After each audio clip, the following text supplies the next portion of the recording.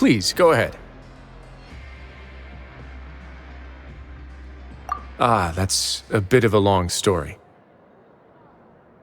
I once had a similar experience. It had to do with the host family I lived with as a child. I was an orphan, adopted by a couple with a great deal of love in their hearts.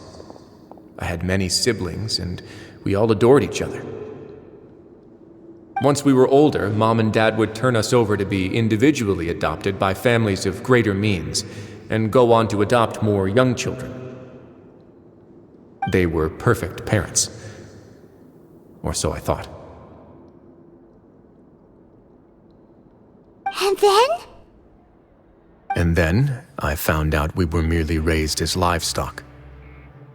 Once we had reached a certain age, our parents would bring us to the market for sale. All children that were sold would leave the house, and nobody would know what became of them. As for those who didn't sell, they were merely disposed of.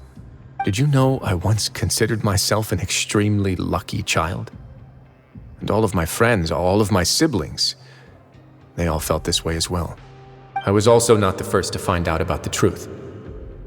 All those who found out before me were simply added to the disposal pile. I could never shake the feeling of irony every time I juxtaposed their tragic ends against our parents' adoring smiles.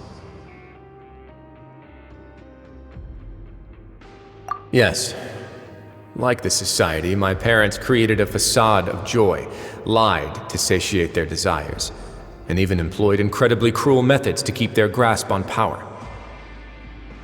They did all of that, but never considered how their actions would utterly ruin all the children they took under their wing. Worse, perhaps they never cared about that at all. But I did.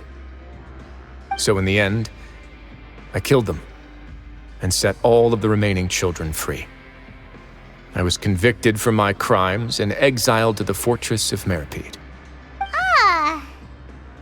My methods were extreme, yes, but I was still a teenager at the time.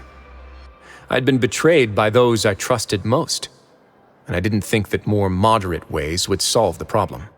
My doubt and helpless anger pushed me forward until I got what I deserved. It's all right. You don't have to tell me what you think. I've already committed to this path, regardless of what anyone may say about it. The least I can do is to make sure that the same tragedy will not happen again in my new home.